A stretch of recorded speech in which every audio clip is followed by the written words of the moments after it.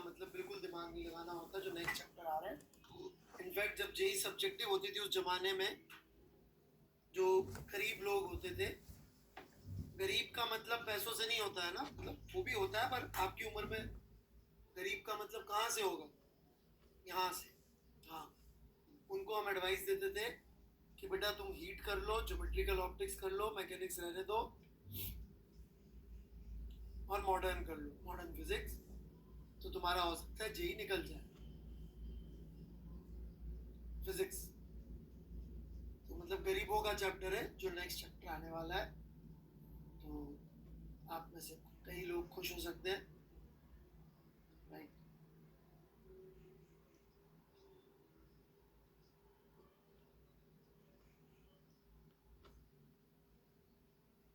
हाँ, मैं kinetic energy पढ़ा देता हूँ। ये आकाश पटेल तो सुबह भी था है बंदा भाई, तो सुबह भी तो कुछ ऐसी बातें कर रहा था।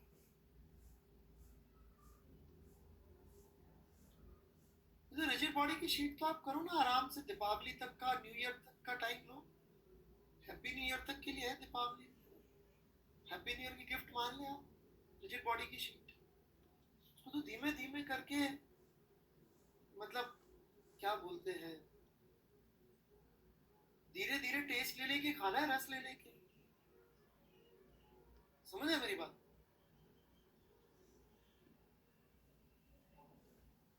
हाँ।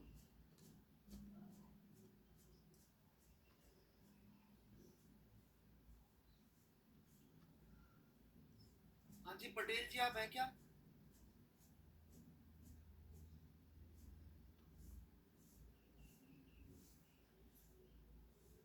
आप सुबह भी तो थे।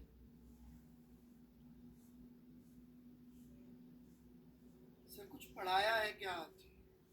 ना ना, मैं पढ़ाता हूँ, कैसी बात कर रहे हो हर्षदीप जी? पढ़ाता मैं बिल्कुल नहीं।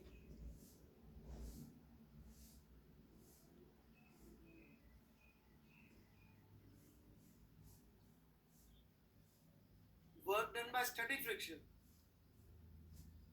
बेटा जिस पॉइंट पे स्टैटिक फ्रिक्शन लग रहा होगा उसकी वेलोसिटी क्या होगी?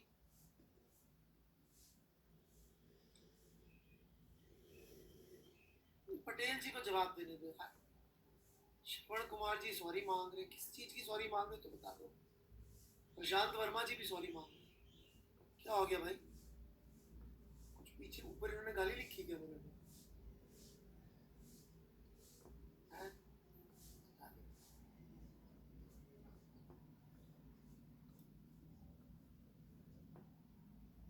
हाँ जी, कितनी वेलोसिटी होगी कांटेक्ट पॉइंट की? जीरो।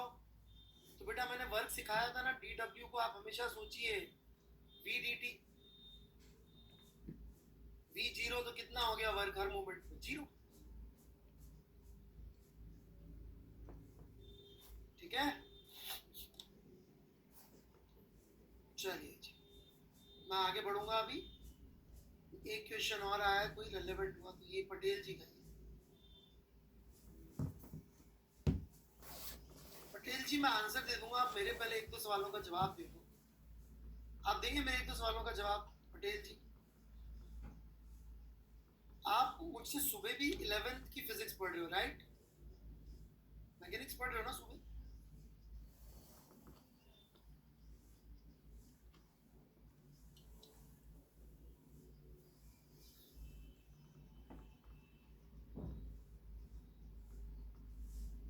अरे जो पूछ रहा हूँ उसका जवाब आप नहीं देंगे, मैं भी आपके सवाल का जवाब दूंगा। सिंपल सिंपल सा सवाल पूछा था मैंने, आया ना में जवाब देना था। I am so sorry, you decided not to answer my simple question. माफी चाहता हूँ। चलिए जी, देखिए, फिक्स्ड एक्सिस के अबाउट कोई बॉडी घूम रही हो,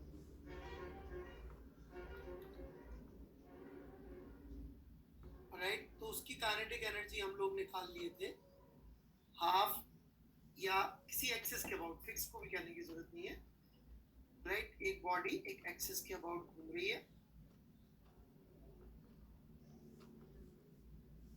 तो हम उसकी काइनेटिक एनर्जी जो निकाले थे summation of half mi/vi square करके, राइट, वो आ गई थी half i axis omega square.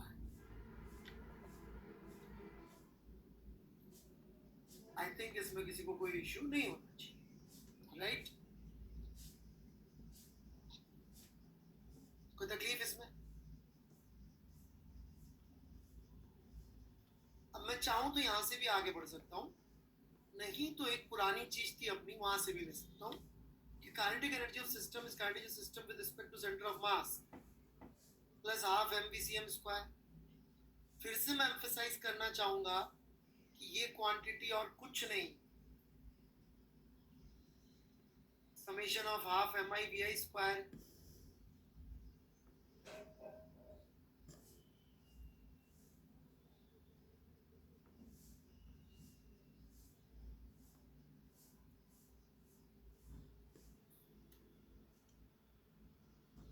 ठीक है बच्चों?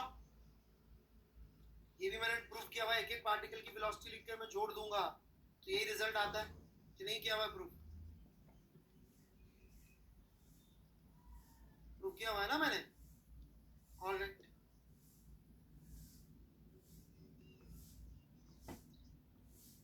अब रिजिड बॉडी के केस में यदि मेरी एक्सिस सेंटर ऑफ मास से निकल रही होगी तो ये वाली term would become half ICM omega square.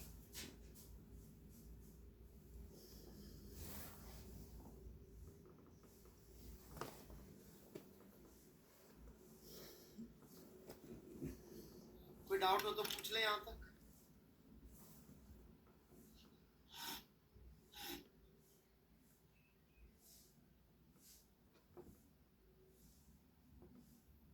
Okay, किसी ने कुछ नहीं पूछा। अब यहाँ पे कंफ्यूजन अनफॉर्चुनेटली फिजिक्स के टीचर्स ने ही नहीं कहूँगा मैं, ऑथर्स ने भी फैला रखा है, ओके, अच्छे ऑथर्स ने भी। वो क्या बोलते हैं, इसको बोलते हैं वो रोटेशन की काइनेटिक एनर्जी या रोटेशनल काइनेटिक एनर्जी, और इसको वो लोग बोल देते हैं ट्रांसलेशनल काइनेटिक एनर्जी। अब वो समझदार लोग हैं, वो जब ये बात बोलते हैं, सवालों में भी ये लैंग्वेज आती है, जेई के सवालों में भी, तो वो तो बच के निकल जाते हैं क्योंकि they understand what they are talking about. पर मरते कौन है? हमारे जैसे गधे, मतलब आपके जैसे गधे, मैं क्यों अपने आप को इंक्लूड करूं, राइट? आपके जैसे लोग मरते हैं। वो क्या सोचते हैं कि रोटेशन की वजह से अलग काइनेटिक एनर्जी आ रही, ट्रांसलेशन की वजह से अलग आ रही। देखो भाई, इस कोई पार्टिकल जा रहा है प्योर रोलिंग करते हुए, तो इस पार्टिकल को थोड़ी मालूम है कि ये मेरी बॉडी प्योर रोलिंग कर रही है। इसकी तो कोई वेलोसिटी आ रही है, जो नेट वेलोसिटी आ रही है, कुछ दो वेलोसिटीज का सब, इसके लिए तो वी वेक्टर ही है। इसको थोड़ी मालूम है कि मेरे को रोटेशन का अलग हिस्सा करना है, ट्रांसलेशन का अलग हिस्सा करना है। हाँ, इस वी वेक्टर के दो पार्ट होते हैं, VICM प्लस VCM। लेकिन हम लोग एनर्जी को वेक्टरली नहीं तोड़ सकते, काइनेटिक एनर्जी, लेकिन ऐसे कहने के लिए इसको रोटेशनल बोल देते हैं और इसको ट्रांसलेशनल। मैं अभी आपको शीट से एक आध सवाल दूंगा, उसको जब आप गलत सॉल्व कर लेंगे तो आपको इसकी गलती समझ में आ जाएगी कि क्या गलत हो जाता है इसको सोचने में। ऐसे नाम इसका ये, परंतु ये है नहीं है, तो टोटल काइनेटिक एनर्जी। ऐसा नहीं है कि रोटेशन की वजह से कोई काइनेटिक एनर्जी, वो नाम रख दिया। जैसे सेंटर ऑफ मास, नाम सुन के क्या लगता है कि सारा मास वहीं केंद्रित होगा। सेंटर मतलब हिंदी में केंद्र, कि रोटेशन काइनेटिक सुन के लगता है रोटेशन की वजह से काइनेटिक एनर्जी। बस ऐसा मत सोचिए, तो आप ठीक रहेंगे, कोई तकलीफ नहीं।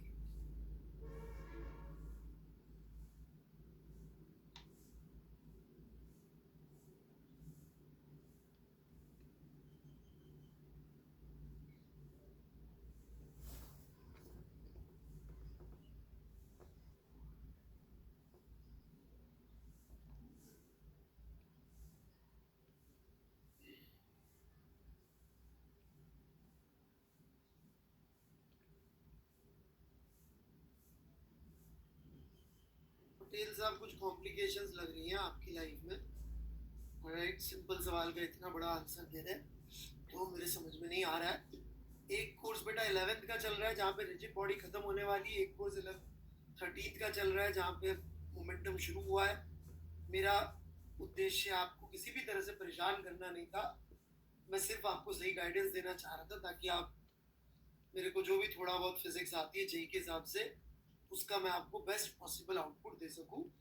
ऑलराइट, तो अभी तो राम राम जी, आप मुझे मैसेज कर दीजिएगा यदि आपको कुछ आवश्यकता हो तो मैं अभी पढ़ाऊंगा। आई एम सॉरी, इतनी कॉम्प्लिकेशंस हैंडल करने की क्षमता मेरी नहीं।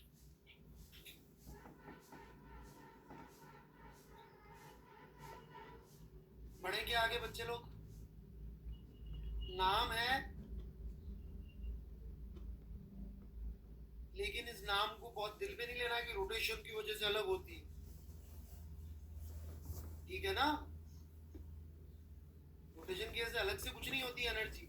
Energy kinetic energy is due to motion, है summation half M I V I square का। कई लोग सोचते हैं ओमेगा की वजह से अलग से आ जाती है। ओके, चलिए तो बस इतना सही था। कुछ पूछना है तो बोले।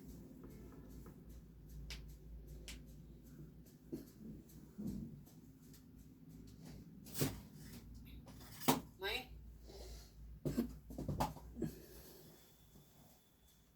मुझे नहीं पता दोनों कौन है। शशांक शर्मा जी, हम इतना सा कह रहे हैं हम लोग ऐसे काइनेटिक एनर्जी लिख सकते हैं, दैट्स इट। और इसका नाम रोटेशनल काइनेटिक एनर्जी है। अब इससे ज़्यादा आपको जो सोचना है आप सोचते रहिए, सवाल करेंगे आ जाएगा। Let's begin.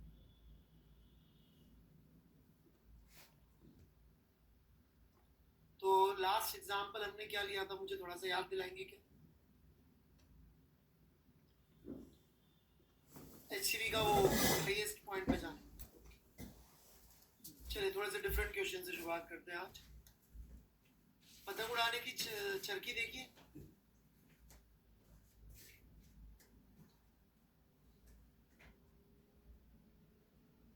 ये उसका साइड व्यू है, राइट?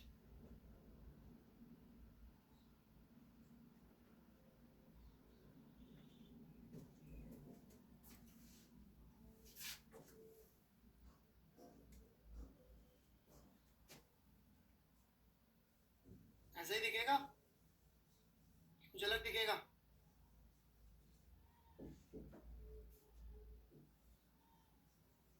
ये इस पे फिजिक्स की स्ट्रिंग बांध रखी है। फिजिक्स की स्ट्रिंग का मतलब पता होगा आप लोगों को।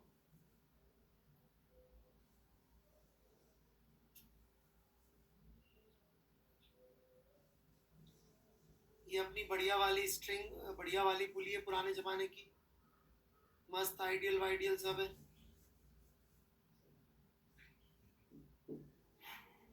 ये ब्लॉक, ये चरखी का moment of inertia, radius of gyration about centre of मास, और ये चरखी का मास m। ठीक है, हमको इस ब्लॉक का एक्सेलरेशन जानना है, given that this surface is very rough, बहुत हाईली रफ सरफेस है ये। कोएफिशिएंट ऑफ फ्रिक्शन म्यू दे रखा है विच इज वेरी लार्ज, और इस m का एक्सेलरेशन जानना है। क्वेश्चन क्लियर है सबको?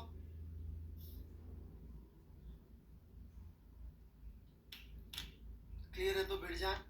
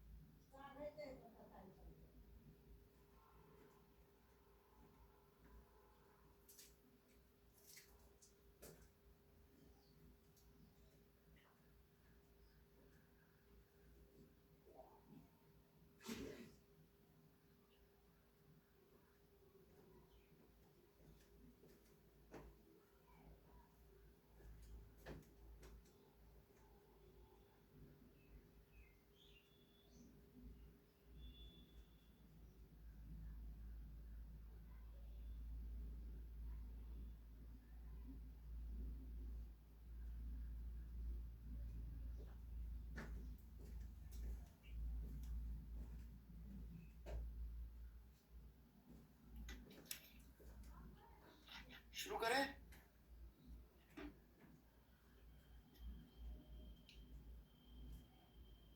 चलिए चलिए कर लीजिए।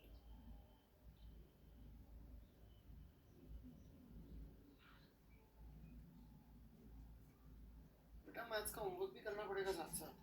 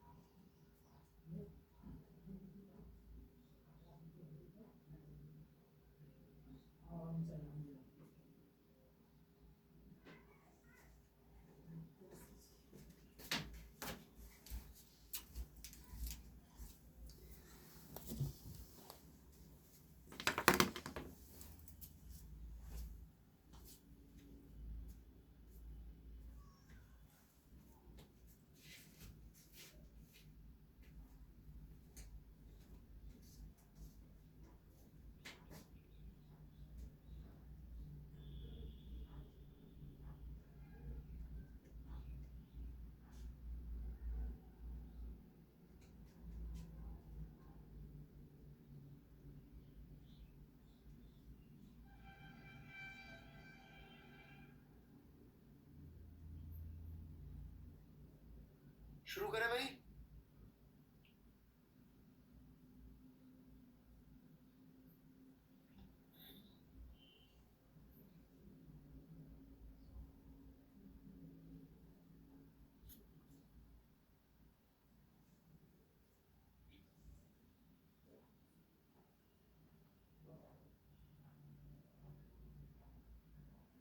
किधर लग रहा होगा इसमें फ्रिक्शन?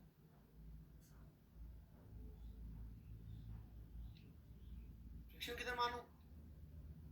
आगे पीछे?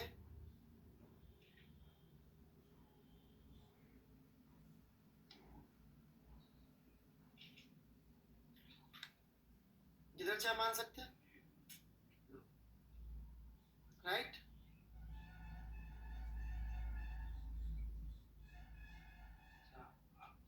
राइट? चलिए तो इक्वेशन लिखता हूं मैं, ध्यान से देखिएगा। mg minus T is equal to M A, F plus T is equal to M ए,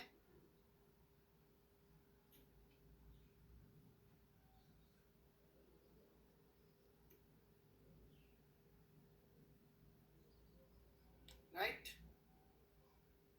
और साथ में ये घूम रहा होगा ऐसे,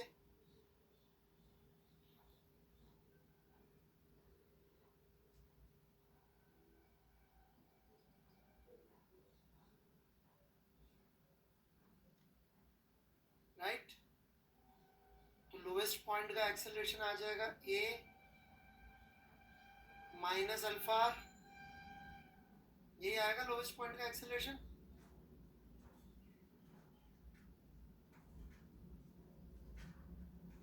जो कि ग्राउंड के एक्सेलरेशन के बराबर होगा, और ग्राउंड का acceleration happens to be 0, right?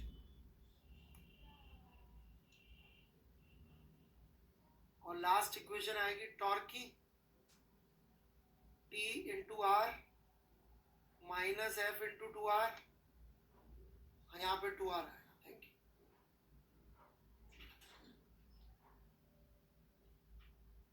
T into R minus F into 2r। Pure rolling हो रही है आयुष बंसल जी।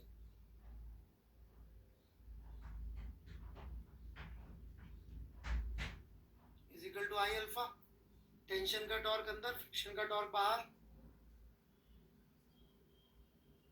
वेरी रफ में तो यही होता है। कोई डाउट?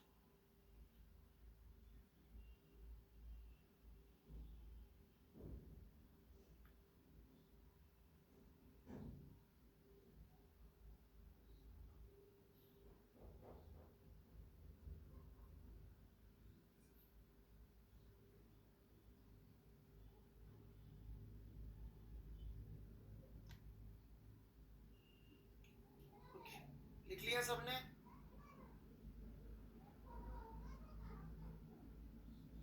सबने लिख लिया?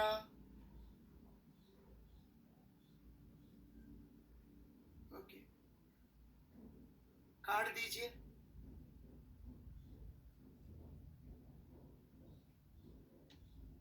You have done a mistake. बताइए, ढूंढिए इसमें गलती क्या है।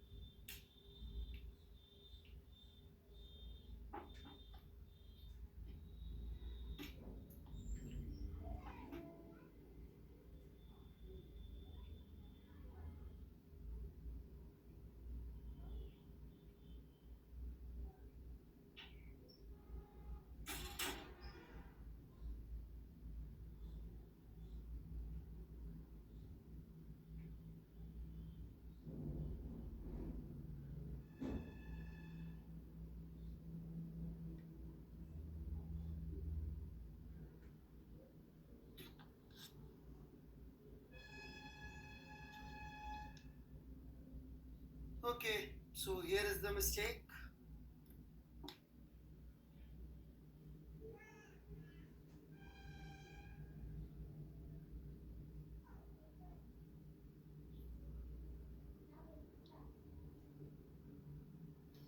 There is no reason कि जिस एक्सीलरेशन से ये सेंटर ऑफ मास चलेगा वो इसके एक्सीलरेशन के बराबर होना चाहिए। कंस्ट्रेंट का बेसिक चीज गलत है।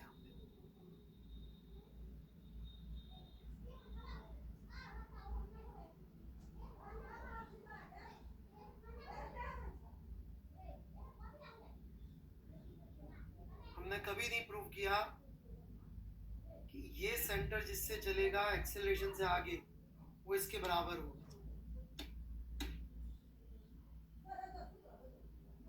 होगा बराबर तो निकाल लेंगे, मैं मना कर दूंगा। प्रूव नहीं किया।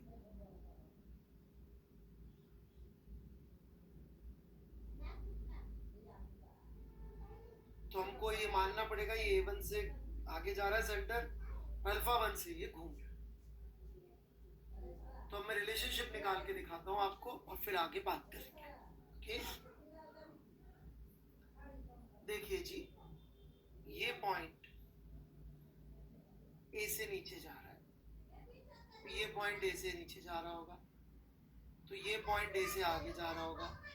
तो जो टॉप मोस्ट पॉइंट है, टॉप मोस्ट पॉइंट, वो भी ए से आगे जा रहा होगा।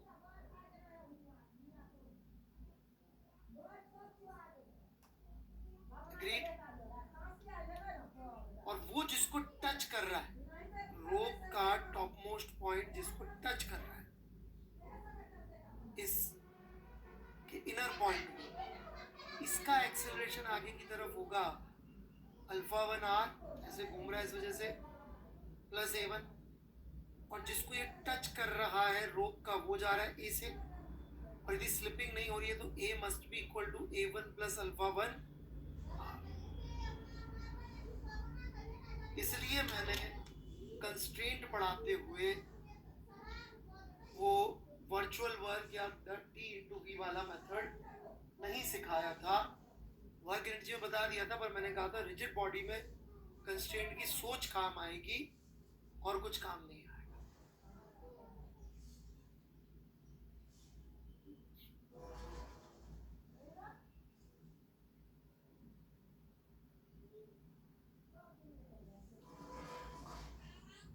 आराम से लिख लें, 2 मिनट सोच लें, फिर वापस बातचीत करते हैं।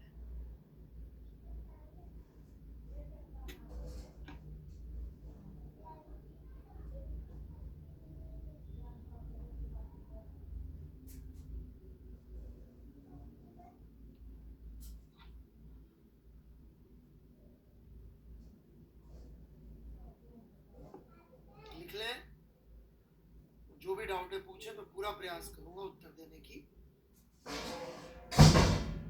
सवाल रेलेवेंट हुआ तो, कई बार आप लोग सवाल ही ऐसी जगह से पूछते हैं कि मेरे धैर्य की परीक्षा ले रहे हो ऐसा लगता है, फिजिक्स की नहीं।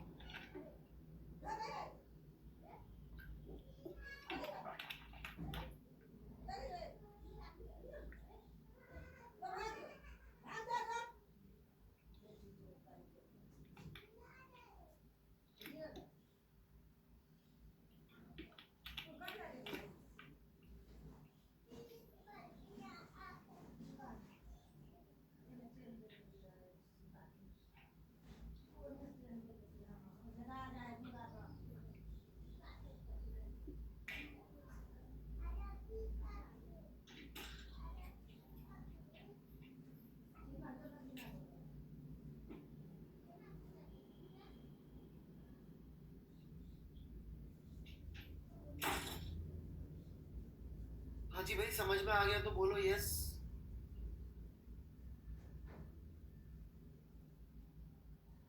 नेहा, तुम्हें आ गया समझ में? गुड, वेरी गुड बच्ची।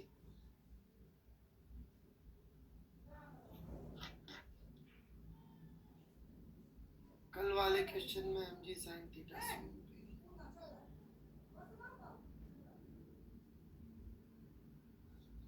कुशाक सिंह जी, वो गलत कहानी है sir. Alpha 1r plus a1 just next वाला पॉइंट, हाँ जो रस्सी को टच कर रहा है बेटे। मिस चोपड़ा जी, जो रस्सी को टच कर रहा है ना, टॉप मोस्ट पॉइंट, वो स्लिप नहीं हो रहे, तो दोनों का acceleration should be same logic. जैसे पुली होती थी ना, पुली में अपन बोलते थे कि ये ए से जा रहा है और ये अल्फा आर से घूम रहा है, तो अपन इस ए को अल्फा आर इक्वल करने से पहले लॉजिक दे देते। कहने को तो मैं वहां पे भी रट्टा मरवा सकता था कि रट लो यार, पी इक्वल टू ओमेगा, तो वहां पे भी समझाया था ना कि जिससे वो जा रहा होगा पॉइंट, यदि स्लिपिंग नहीं हो रही है। ठीक है मिस कली, समझ में आ गया आपको?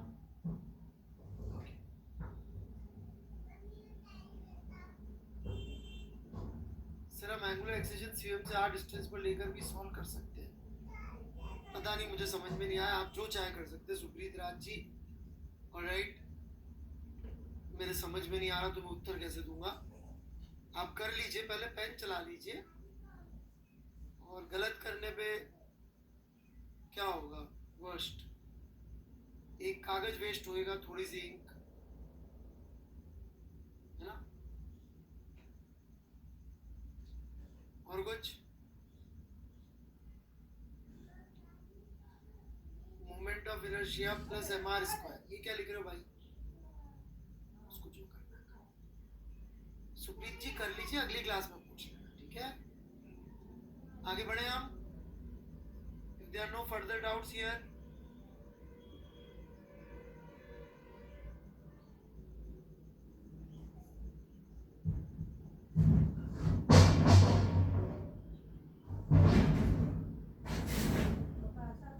मैं आगे बढ़ रहा हूँ।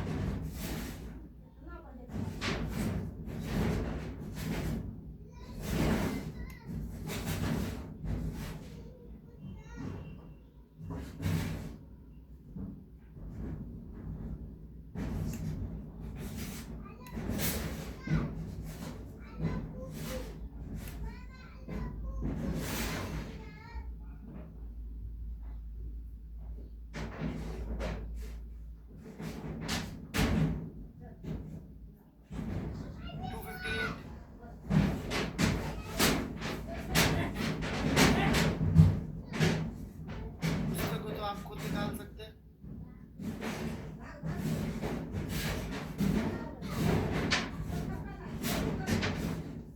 ये वाला फिगर है,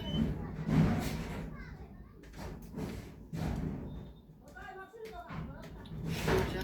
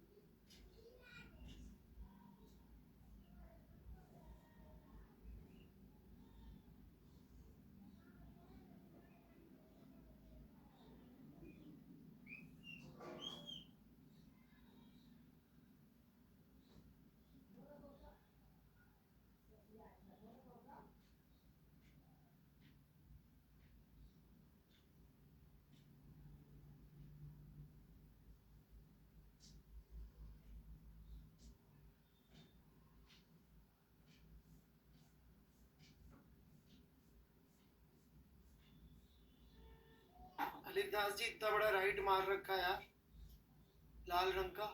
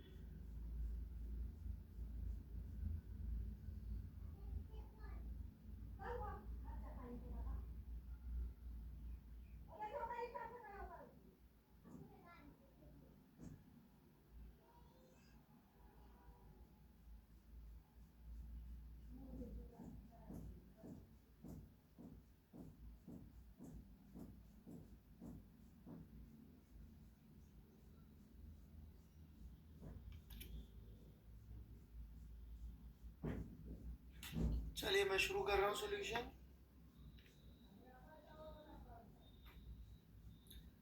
एक तो छोटी सी बात ये है कि जेई वाले भी आजकल ऐसा कर रहे थे पिछले 1-2 साल तक। तो इस 1-2 साल थोड़े से पेपर डिफरेंट टाइप, थोड़ा सा अजीब से दिया कि वो ना जानबूझ के 3D दे देते, प्रॉब्लम सिंपल रखते थे पर जानबूझ के 3D दे देते।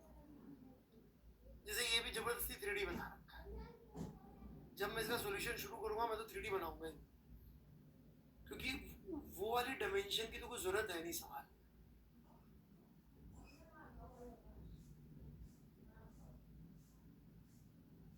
Even this will do the job. सही है कि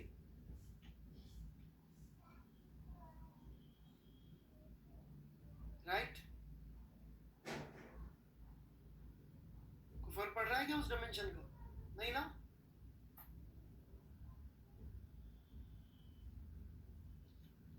हाँ, बस ये टेंशन को टी की जगह 2T लिख देंगे और की। तो यदि मैं इसका एफबीडी बनाऊं तो इस पे 2T लिख देता हूँ, वही 2T इस पे लग रही होगी। ठीक है कि नहीं बात?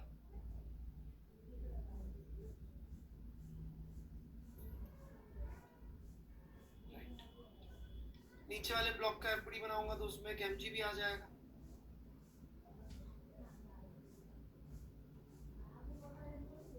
और यदि अपन मोशन की बात करें इसके, तो ये किसी एक्सेलरेशन a1 से नीचे जा रहा है तो इसकी वजह से अल्फा 1 से घूम भी रहा होगा, ऑन द अदर हैंड वो अल्फा 2 से घूम रहा होगा। सो ये मेरी इक्वेशंस आएंगी, मैं लिख देता हूँ एक बार। 2TR is equal to I alpha 2 mg minus 2T is equal to ma1 2TR is equal to I alpha 1।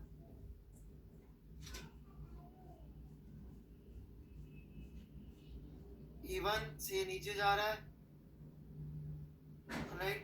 और ये पॉइंट इसके रिलेटिव अल्फा 1 R से ऊपर जा रहा है। तो जिसको ये छू रहा है, जिस पॉइंट को ये छू रहा है, उसका acceleration A1 minus alpha 1 R होगा।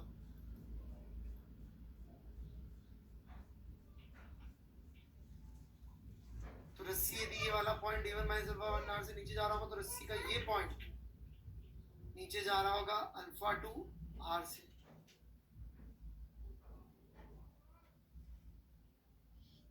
डन?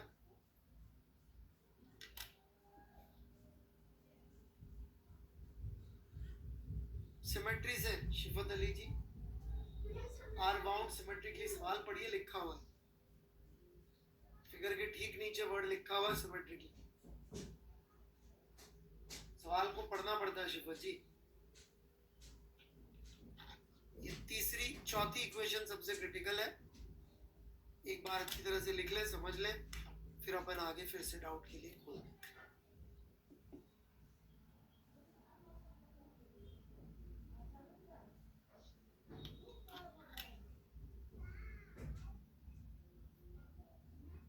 Any doubts?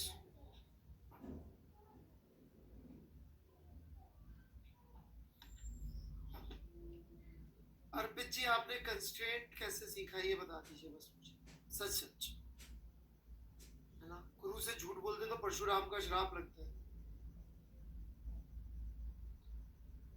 गुरु मतलब टीचर।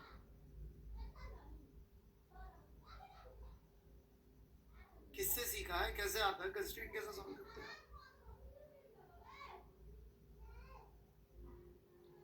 मुझसे तो पढ़ा नहीं है आपने शायद कंस्ट्रेंट।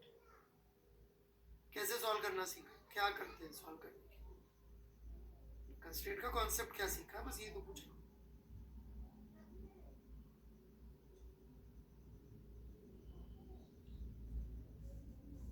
टेंशन इनटू वेलोसिटी करते हैं क्या?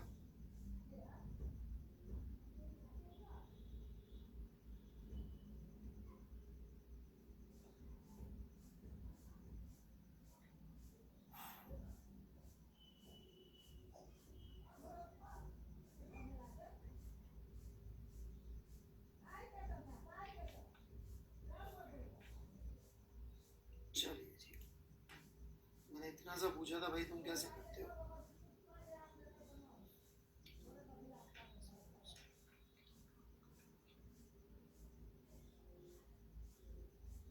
सेम ही आएगा बेटा, एक्सेस के लॉन्ग ही आएगा। टी आर और टी आर आप करके देख लीजिए।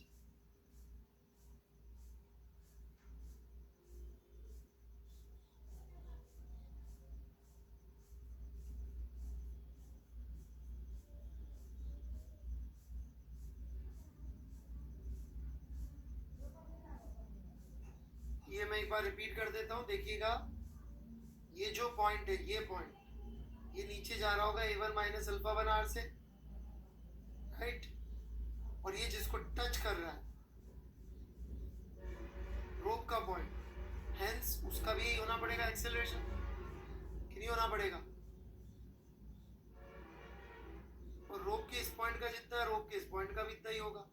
और रोक का ये पॉइंट जिसको टच कर रहा है वो अल्फा 2 R से नीचे जा रहा है। तो अपन ने बेसिकली रोक के इस पॉइंट का एक्सेलरेशन रोक के इस पॉइंट के बराबर किया है, और ये दोनों चीज जिसको टच कर रहे हैं उनके हिसाब से सॉल्व करें, ठीक है। अब आपके लिए होमवर्क है, वैसे तो बहुत सारा होमवर्क मैं धीरे धीरे देता रहूंगा। 259 ये चित्र है, खूबसूरत बिल्कुल, बेलन एक, ठीक है। तो इसे सॉल्व करिएगा, फिर बात करते हैं अपन ये वाला सवाल, ठीक है। ट्राई करिएगा, अगली क्लास में डिस्कस करेंगे इसको। तो प्योर रोलिंग के ऊपर तो मेरे हिसाब से मैंने सब कुछ सिखा दिया है। बाकी टफ सवालों का देखकर कोई लिमिट नहीं है, we can keep on creating new problems, difficult problems, right. तो वो धीरे धीरे प्रैक्टिस से ही आएगा, मैं उसमें ज़्यादा कंट्रीब्यूट नहीं कर पाऊंगा। तो एक दो और एक्स्ट्रा चीज़ें हैं वो मैं ले लेता हूँ, राइट। केस जहाँ पे प्योर रोलिंग नहीं हो रही हो तो वो भी सिलेबस में नहीं है, लेकिन बाउंड्री कंडीशन वाली बात है, ताकि थोड़ी रोलिंग समझ में आ जाए इसलिए, ठीक है।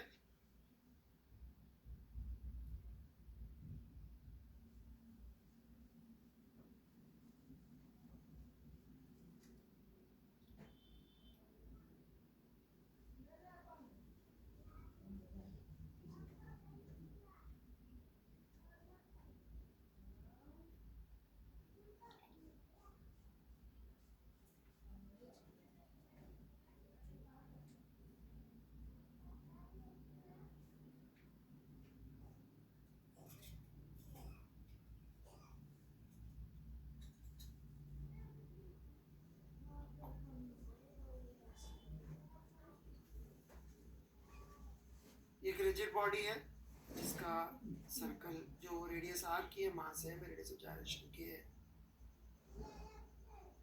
राइट। और ये स्मूथ सरफेस पे अपन ने इसको छोड़ा है, इसके पास सिर्फ वेलोसिटी दी है सेंटर ऑफ मास को, राइट। इस पॉइंट के beyond coefficient of friction mu, ठीक है। इस पॉइंट के आगे सब जगह कोफिशिएंट ऑफ फ्रिक्शन म्यू है। तो हमें जानना है कि इसकी फाइनल वेलोसिटी कितनी होगी, ओके। और यदि ये रुक जाएगा तो कितनी दूरी पे जाके रुक जाएगा, दोनों में से कोई एक चीज। या तो रुक जाएगा, फाइनल वेलोसिटी 0 है, 0 है तो कितनी दूर जाके है, ठीक है। नहीं तो फिर फाइनल वेलोसिटी कितनी। क्वेश्चन क्लियर है सबको?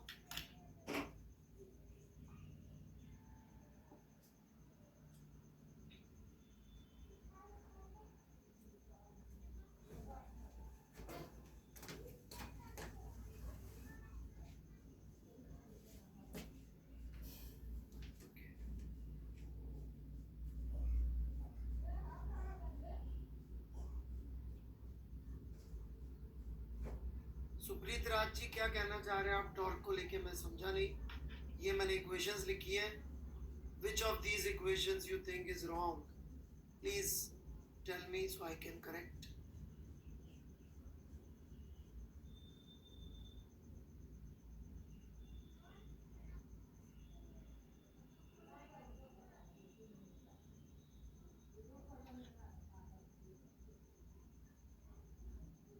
मुझे तो नहीं दिख रहा टॉक जीरो.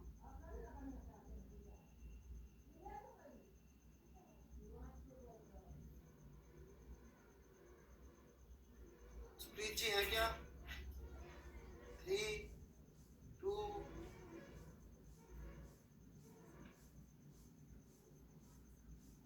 3D में टेंशन के टॉर्क का डायरेक्शन अलग आ रहा है बेटा. उसका हमको सिर्फ एक्सेल के अलॉन्ग वाला कंपोनेंट चाहिए और वो लिखोगे कट जाएंगे दोनों. टेंशन के टॉर्क का जो दूसरा कंपोनेंट आएगा कैंसिल हो जाएगा. आराम से ठंडे दिमाग से बाद में लेक्चर के बाद में लिख के देखिए.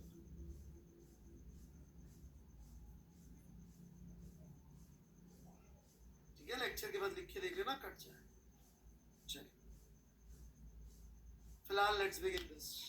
क्वेश्चन क्लियर है ना सबको? ये बंद कर दूं चैटिंग?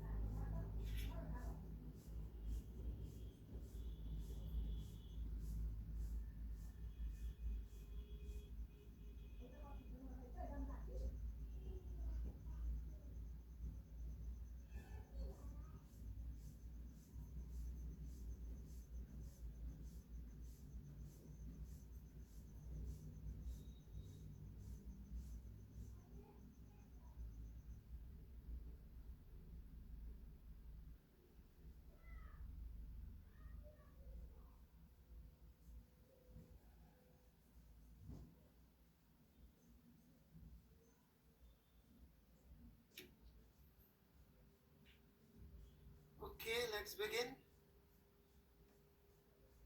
Any ideas, anyone? क्या होगा?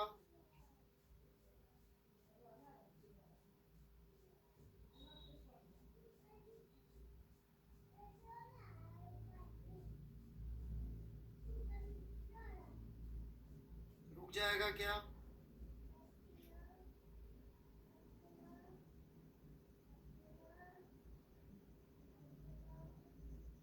Okay, let's see what happens when it enters the rough part.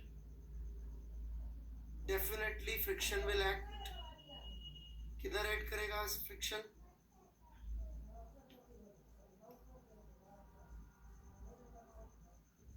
Check करेगा क्या नेचर होगा इस फ्रिक्शन का, स्टैटिक की काइनेटिक?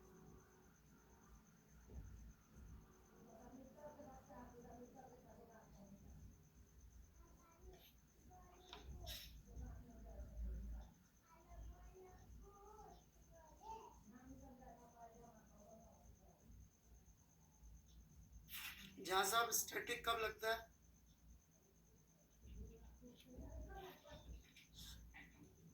स्टैटिक फ्रिक्शन कब लगता है जहां साहब?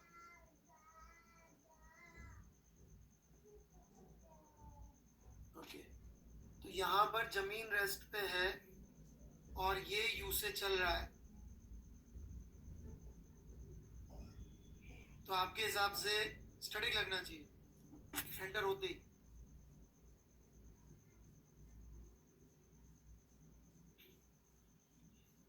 Very bad. So it would be actually kinetic friction. Alright.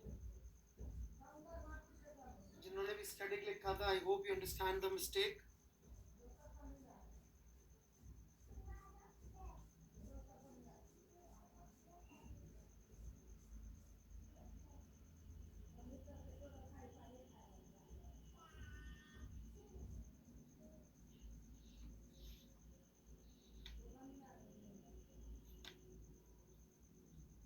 पक्का? ठीक है, तो जो काइनेटिक फ्रिक्शन लग रहा है थोड़ा इसका भी समझते हैं कर क्या रहा है। ये काइनेटिक फ्रिक्शन की वजह से एक ऐसा ओमेगा भी आ रहा होगा। प्रॉब्लम तो बहुत फास्ट सॉल्व कर सकते, ऐसा एक ओमेगा भी आ रहा होगा, ऐसे टॉर्क प्रोवाइड कर रहा होगा ना इसको, और कॉन्टैक्ट पॉइंट का वेलोसिटी जस्ट थोड़ी देर बाद देखेंगे अपन, जस्ट थोड़ी देर बाद देखेंगे। तो इस कॉन्टैक्ट पॉइंट का वेलोसिटी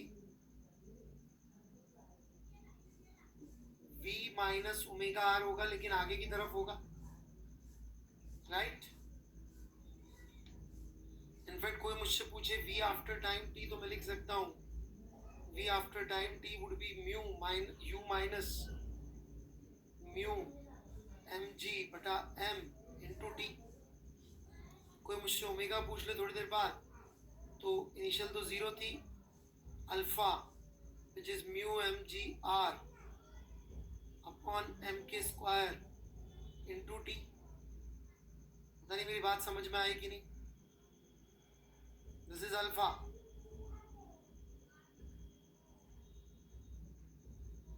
तो आप देख रहे हैं कि कॉन्टैक्ट पॉइंट की वेलोसिटी आगे की तरफ है, क्योंकि ओमेगा शुरू में छोटा सा है, v बड़ा सा है।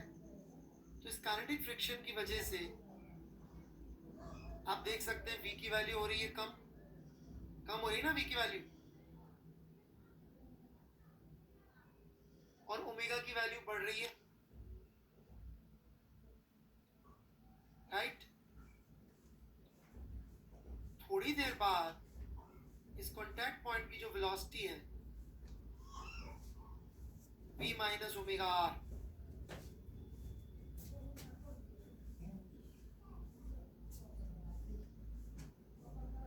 राइट?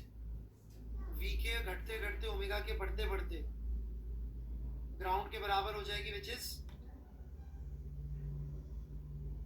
जीरो हो जाएगी। ऐसा कि नहीं हो जाएगी?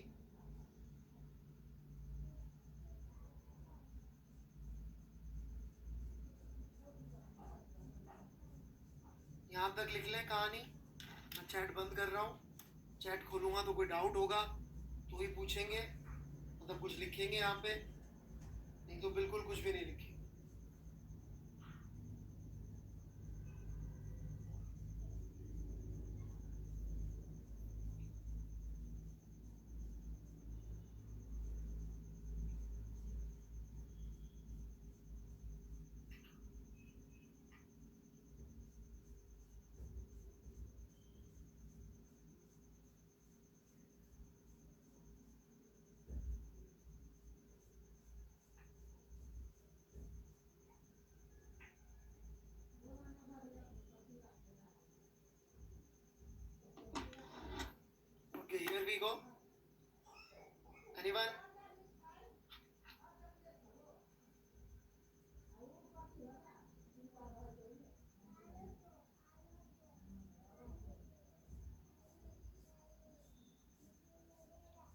सबको यहाँ तक मतलब कोई डाउट नहीं पूछा किसी ने भी? अब यदि मैं मान लूं, अब फ्रिक्शन कौन सा लगेगा और किधर, कौन सा फ्रिक्शन लगेगा और किधर लगेगा?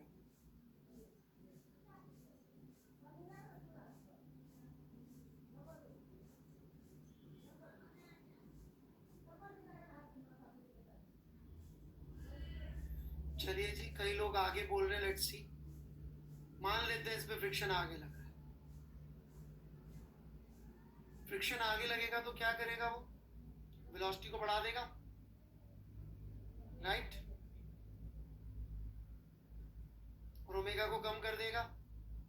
कांटेक्ट वेलोसिटी किधर, कांटेक्ट पॉइंट की वेलोसिटी किधर आ गई है? कांटेक्ट पॉइंट की वेलोसिटी किधर आ गई?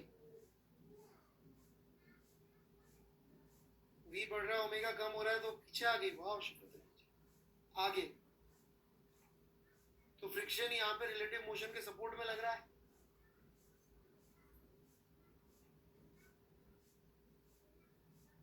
लग सकता है क्या ऐसे रिलेटिव मोशन का कॉज हो जाए फ्रिक्शन?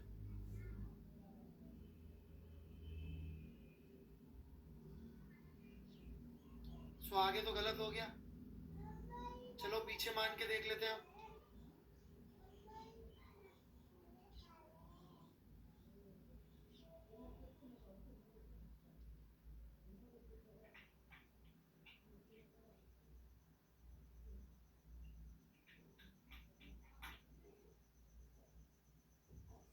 मान लेते हैं फ्रिक्शन पीछे लग रहा है।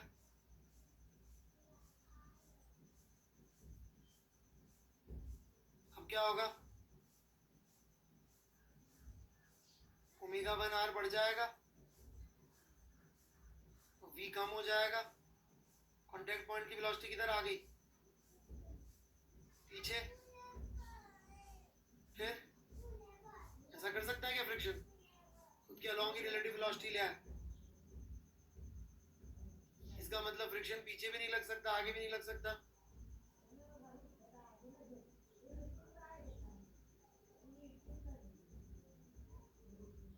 In fact this is the reason कि आप किसी हार्ड फ्लोर पे बॉडी को पियर रोलिंग करके छोड़ दे तो चलती रहती, क्योंकि उसमें फ्रिक्शन लगना ही बंद हो जाता है। Once it achieves this, there will be no friction. So this V1 is going to be your final V1. In fact यहाँ पे आप पुट कर दीजिए equation V1 minus omega 1r is equal to 0, तो आप टाइम भी निकाल सकते हैं, फिर वेलोसिटी भी निकाल सकते हैं। ये इक्वेशन में पुट कर दीजिए इनको, 1 टाइम t1 और इस इक्वेशन में पुट कर दीजिए। यही वेलोसिटी फाइनल है। इसी वेलोसिटी से प्योर रोलिंग करता रहेगा इनफाइनाइट टाइम तक। प्रैक्टिकली स्पीकिंग इनफाइनाइट टाइम तक इसलिए नहीं होता क्योंकि जो हमारे आसपास की फ्लोर है और जो गेंदें हैं वो 100% रिजिड नहीं होती। जैसे कि प्रैक्टिकली आप ऐसे चेक कर सकते हैं कि गेंद लीजिए सॉलिड, बिल्कुल लोहे की, पत्थर की भारी गेंद, राइट? उसको फ्लोर पे रोल कराइए, बहुत दूर तक जाएगी। गद्दे पे रोल कराइए, थोड़ी सी दूर में रुक जाएगी, कि गद्दा रिजिड नहीं है तो जल्दी रुक जाती है। फ्लोर पे रोल कराते तो बहुत दूर तक जाती है। फिर एयर रेजिस्टेंस भी होता है, इसलिए रुक जाती है चीज। नहीं तो यदि 100% रिजिड फ्लोर हो, 100% रिजिड बॉडी हो, प्योर रोलिंग करने वाली, सर्कुलर हॉरिजॉन्टल सरफेस हो, तो कभी नहीं रुकी। मैथमेटिकली प्रूव है। समझ में आया मैंने फ्रिक्शन के अंदर क्यों आपको ये चेक करना सिखाया था? क्यों first law, second law, third law इतने इंपॉर्टेंट थे? मैं झूठ नहीं बोल रहा था जब मैं पहले दिन से कह रहा था कि मैं आपको सिर्फ एक ही चैप्टर पढ़ा रहा हूँ, रिजिड बॉडी डायनामिक्स, कुछ भी और नहीं पढ़ा रहा हूँ। एक एक दिन मैंने आपको जो जो कॉन्सेप्ट पढ़ाया है आप उसको ट्रेस बैक कर सकते हैं कि मैंने देखो जिस दिन जो पढ़ाया था, देखो आज कैसे यूज हुआ।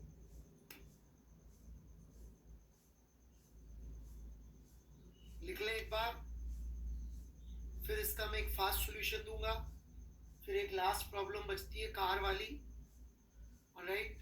कि कार पे coefficient of friction mu G होने के बावजूद सर अब रिजिड बॉडी खत्म हो गया क्या? हर्षदीप जी खत्म ही है जिंदगी में, जब जो मान लो खत्म, राइट?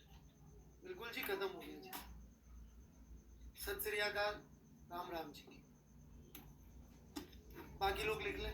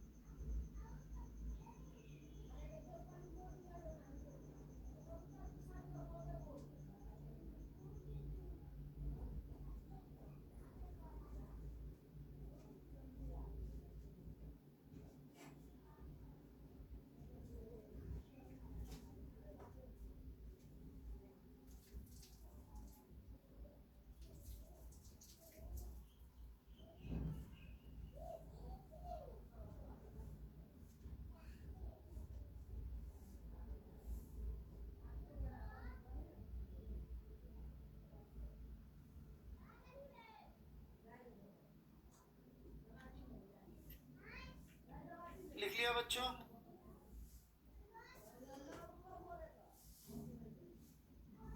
कुछ पूछना है? इक्वेशन में पुट करके आंसर निकाल सकते हो आप, है ना?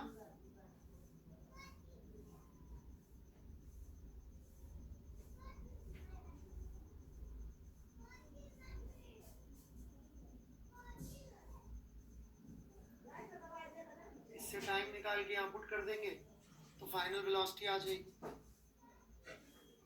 बढ़े क्या आगे?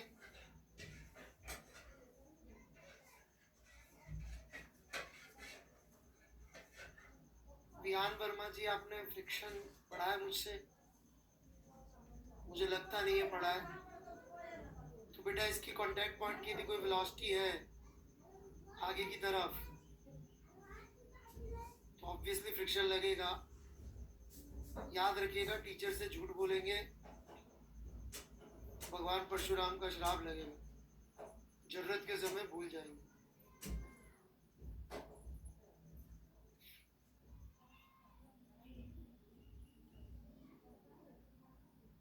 तो इसकी वेलोसिटी आगे की तरफ, वेलोसिटी तो काइनेटिक फ्रिक्शन लगेगी।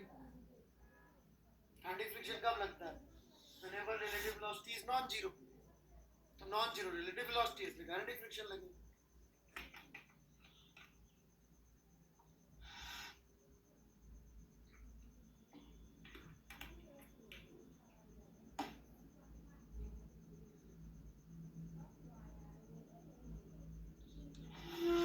सेम क्वेश्चन दोबारा सॉल्व कर रहा हूँ।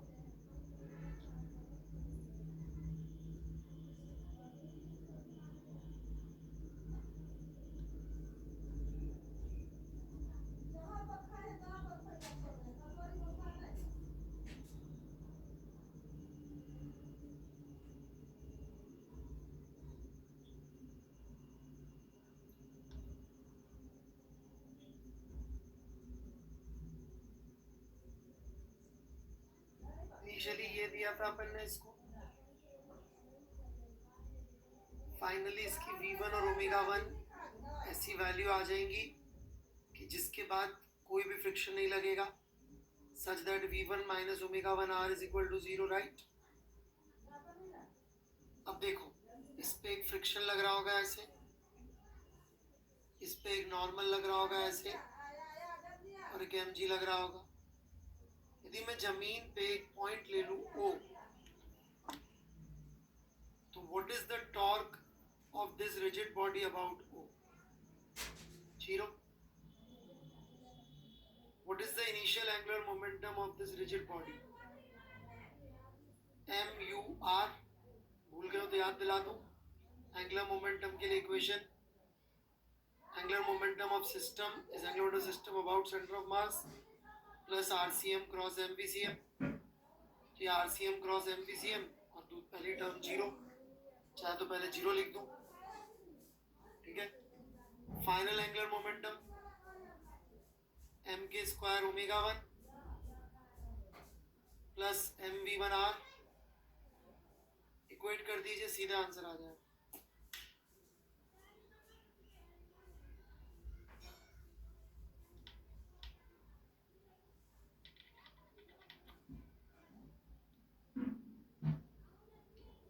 इनफैक्ट मुझे याद नहीं है मैंने बताया था कि नहीं, हो सकता भूल गया हूँ। इसमें बताया था कि रोलिंग करते हुए जब नीचे जा रहा था कि इसको भी ओके अबाउट टॉर्क लिख के torque is equal to system by dt लगा के सॉल्व कर सकते हैं।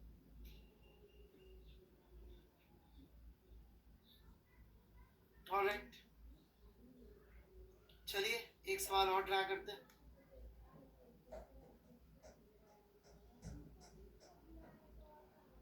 अब ये खेल आप लोगों ने किया है कि नहीं मुझे नहीं मालूम है,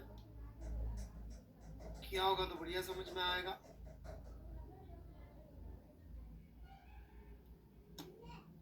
ऐसे गेंद लीजिए, जमीन पे रखिए, उसको एक वेलोसिटी दीजिए v1 और साथ में एक उल्टी एंगुलर वेलोसिटी दे दीजिए ओमेगा 1।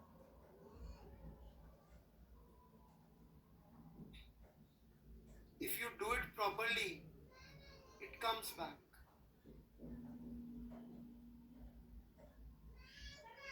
तमीज से करो तो वापस आ जाती है गेंद,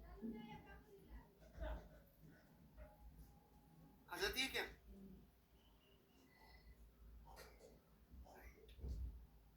बस यही सवाल है।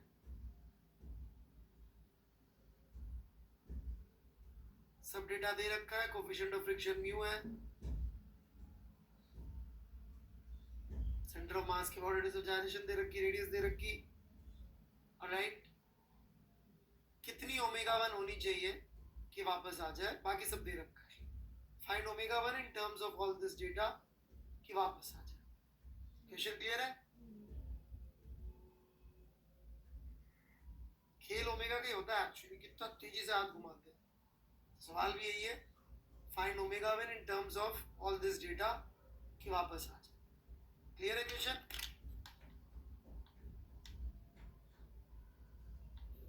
स्टार्ट।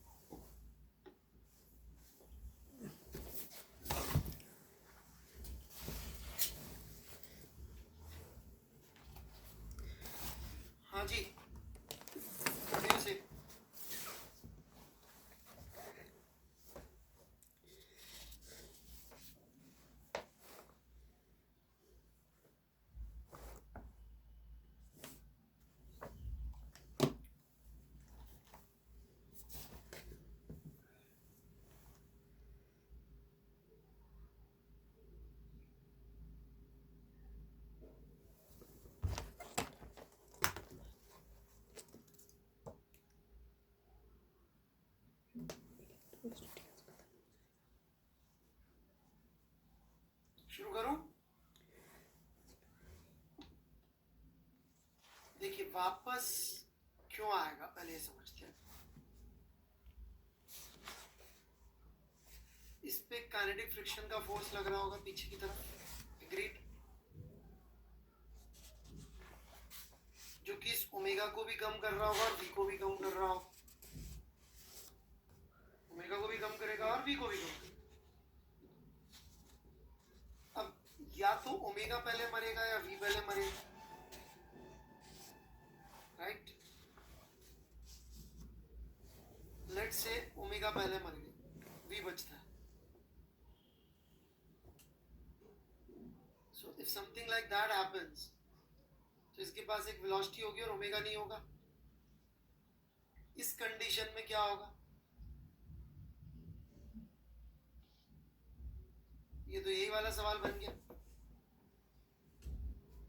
राइट? क्या इस केस में वापस आता है क्या ये?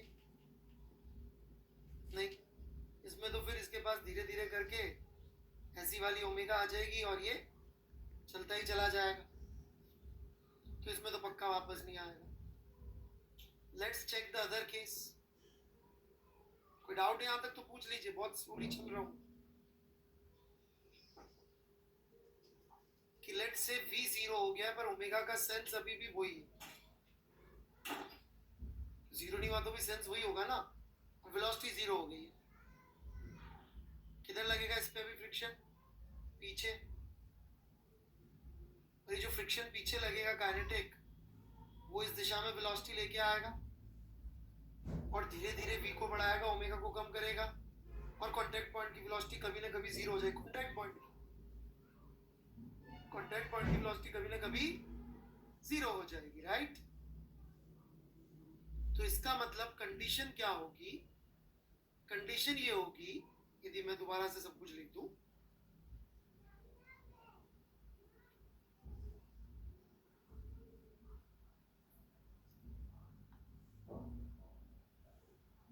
कि v is equal to v1 minus mu G T, omega is equal to omega 1 minus mu G R by K square, mm काट दिया इंटू टी, कि when v is 0 omega should be greater than 0, मतलब कि उसका sense change नहीं होना चाहिए। लिख ले आराम से, सोच ले, फिर बात करो। 1 मिनट का टाइम है लिखने के लिए। लॉजिक मैं बोलता भी हूं फिर से कि भाई जिस समय पर v 0 हुआ उस समय पर ओमेगा जो है वो अपना सेंस बरकरार रखे, नेगेटिव ना हो जाए, तो पक्का है फिर वापस आ ही जाएगा। डाउट्स?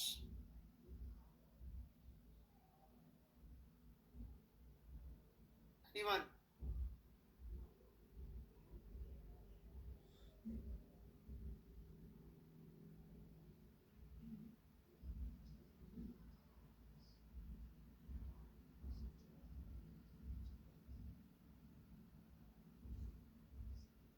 I'm waiting.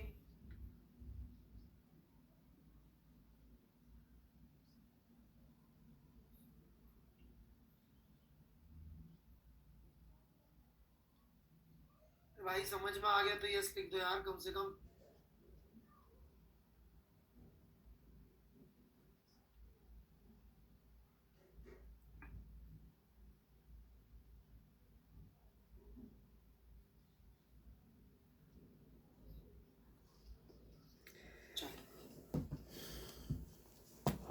तो यही पुट कर देना अपन को उठा के, ऊपर वाले से एक टाइम की वैल्यू निकालिए, नीचे पुट कर दीजिए।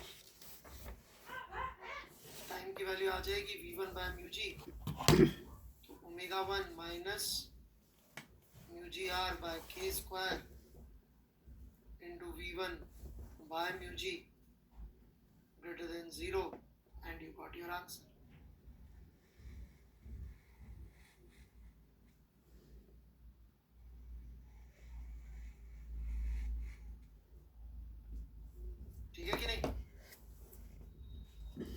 फिर एंगुलर मोमेंटम से भी कर सकते हैं।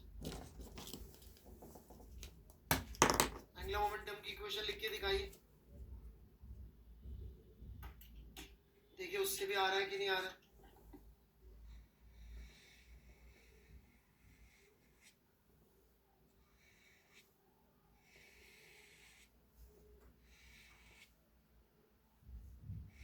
जहां से आप गलत करें तो यही होगा, सही करिए इस बार आएगा।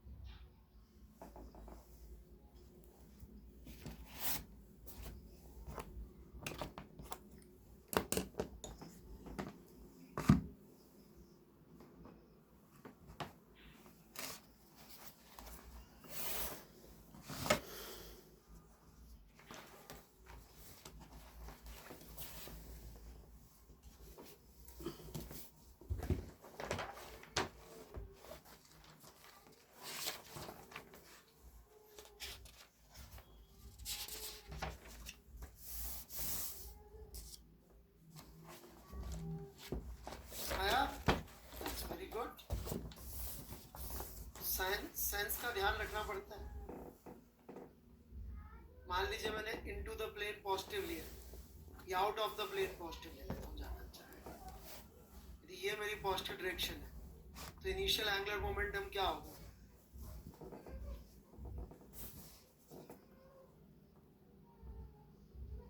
M K square omega 1 minus M V one should be equal to M K square omega और ओमेगा ग्रेटर देन 0 कर दीजिए, सीधे इक्वेशन ये बन जाती है।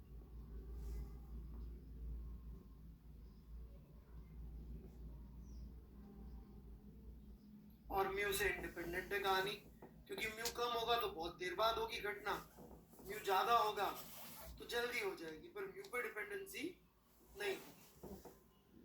ठीक है, चलो लगे हाथों में आपको थोड़ा सा कार के बारे में बता देता हूँ। ये ऐसी ही है, इंटरेस्ट वाली चीज है, इसके ऊपर कोई सवाल वाल नहीं है मेरे पास, सिर्फ समझाने के लिए। ठीक है, तो कार भी ले सकते हैं, साइकिल भी ले सकते हैं, तो बता दो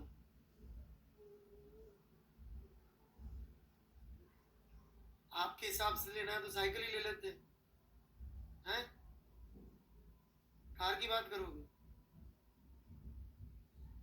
चलो भाई,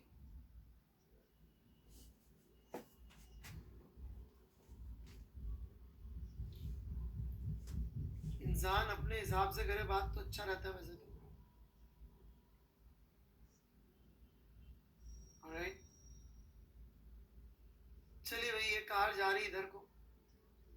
अब बच्चों दो तरह की कारें होती है, मैक्सिमम जो हिंदुस्तान में कारें हैं वो फ्रंट व्हील ड्राइव की होती है।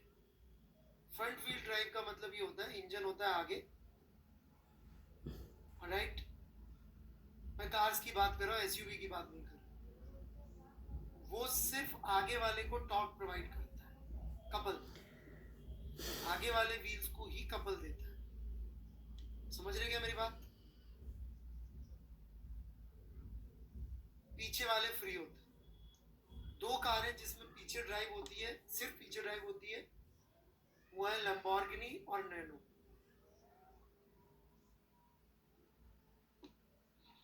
ठीक है, तो इसको ड्राइव दे रहा है और ये फ्री टू रोटेट होती है, ठीक है। कोई भी जो आपके आसपास कार जा रही है उसको देखेंगे तो उसमें आपको यही मिलेगा, राइट। तो इंजन इसको टॉर्क दे रहा है। अब इंजन इसको टॉर्क दे रहा है तो फ्रिक्शन को आगे आना पड़ेगा। अच्छा, व्हील का मोमेंट ऑफ इनर्शिया बहुत बड़ा होता नहीं है, याद रखिएगा। ये ड्राइव व्हील पे फ्रिक्शन लग रहा होगा आगे, और इस व्हील के लिए मैं इक्वेशन लिखूं तो it would be torque E minus drive wheel का friction into R is equal to I into alpha, such that A minus alpha R is 0, right?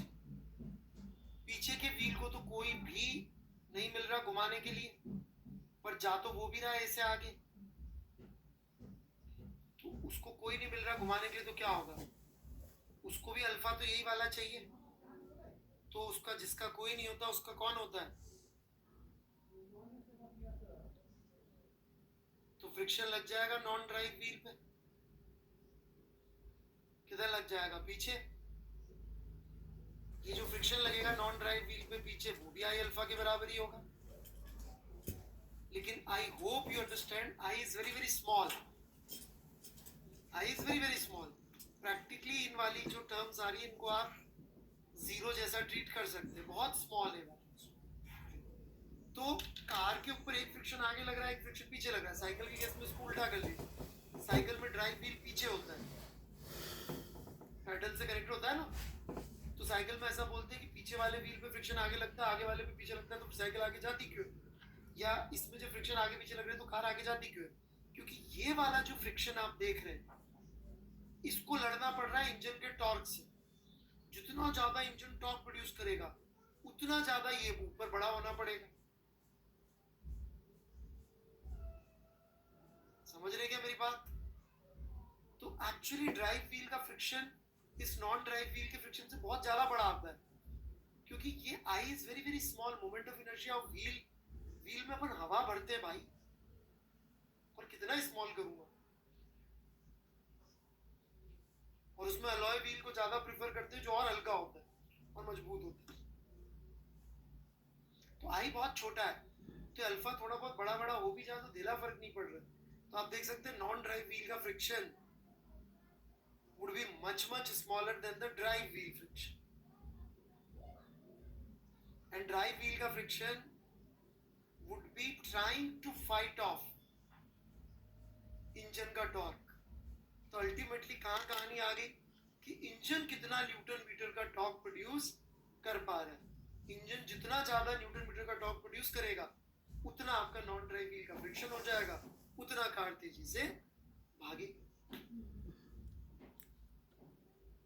इसमें मैं और डिटेल में जा सकता हूं कि एक्चुअली इंजन की पावर कैसे आती है पिक्चर में। इंजन की पावर इससे आती है पिक्चर में, टाउ ई इनटू ओमेगा। तो जो बहुत पावरफुल कार होगी वो कम ओमेगा पे भी ज्यादा टॉर्क दे सकेगी। कोई भी कार का ताकत इससे नहीं देखते कि वो 100 से 120 कितनी जल्दी पहुंचे, इससे देखते कि 0 से 100 कितना जल्दी पहुंचे, या 0 से 60 कितनी जल्दी पहुंचे। तो कम ओमेगा पे जिसकी पावर ज्यादा होगी और ओमेगा कम है, तो अपन को टॉर्क ज्यादा प्रोड्यूस करवाना पड़ेगा, उसके लिए पावर ज्यादा चाहिए होगी। ज्यादा ओमेगा पे तो पावर नहीं चाहिए होती ज्यादा टॉर्क के लिए, तो कम पावर वाले में भी काम हो जाएगा। पर जब गाड़ी उस समय यदि आपकी बहुत पावरफुल इंजन होगा तो वो ज्यादा टॉर्क प्रोड्यूस कर पाएगा, वो ज्यादा टॉर्क प्रोड्यूस कर पाएगा। That's why engine is the whole thing. In fact, और आगे जाऊं, diesel is a slow burning fuel. तो जो ट्रक वगैरह होते हैं उसमें स्पीड थोड़ी लगानी होती है आपको, उसमें ओमेगा ज्यादा नहीं चाहिए होता, उसमें टॉर्क ज्यादा चाहिए होता है क्योंकि लोड बहुत सारा चाहिए। तो वहां पे अपन स्लो बर्निंग फ्यूल यूज करते हैं क्योंकि कम ओमेगा पे ज्यादा टॉर्क चाहिए, हाँ ओमेगा ज्यादा नहीं चाहिए। रेसिंग बाइक चाहिए तो उसमें 97 ऑक्टेन का फ्यूल डालते हैं, 98 ऑक्टेन का, क्योंकि उसके अंदर ओमेगा बहुत ज्यादा चाहिए होती है।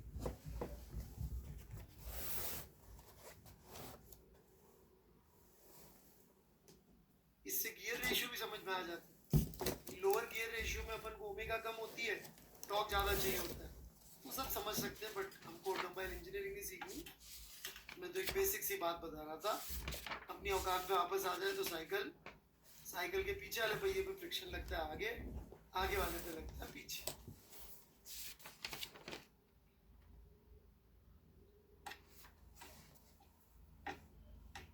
सही है कि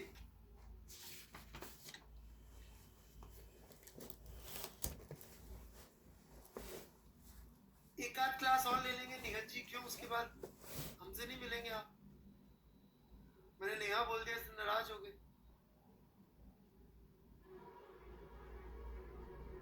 नेहा, नो सॉरी नियत, एक आध क्लास और ले लेंगे, ठीक है? चलिए, bye bye everyone, bye bye Neha also.